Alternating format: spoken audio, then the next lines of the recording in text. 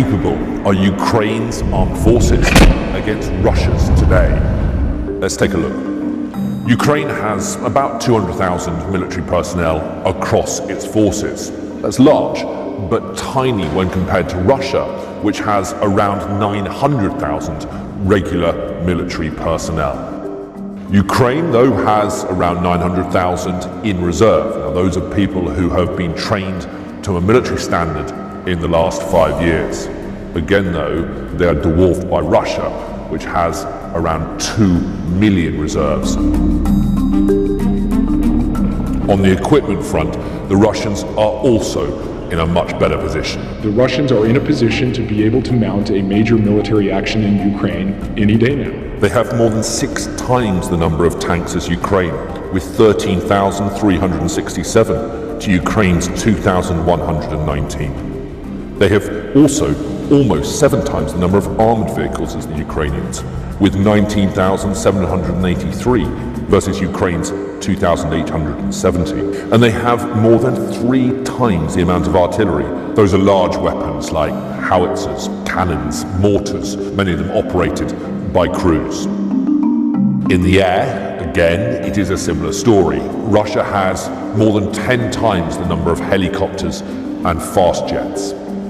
The Ukrainians do have over 400 surface-to-air missile launchers that could target aircraft, although this is still only a tenth of the number possessed by Russia.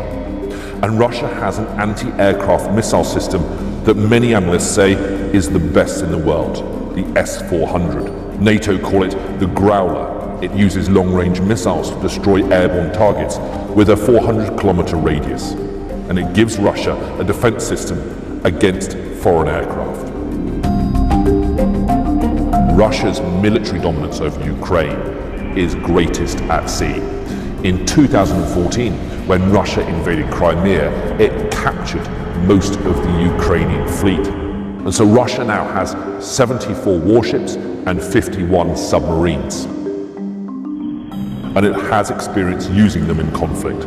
Russian warships have launched cruise missiles from the Caspian Sea against Islamic State targets in Syria. Hybrid warfare is something that Russia has mastered in recent years and would almost certainly be a factor in any conflict with Ukraine. So cyber attacks, for example, targeting Ukraine's national infrastructure. So Ukraine versus Russia is something of an uneven comparison, but the numbers do become more favorable, though, when you factor in NATO.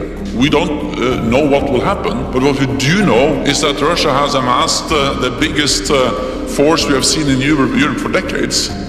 NATO has said that it will not send in ground troops to defend Ukraine because Ukraine is not a member of NATO. Instead, they are giving assistance at arm's length.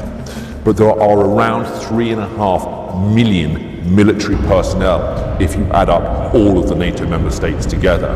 And so NATO against Russia in military terms is a far more even contest.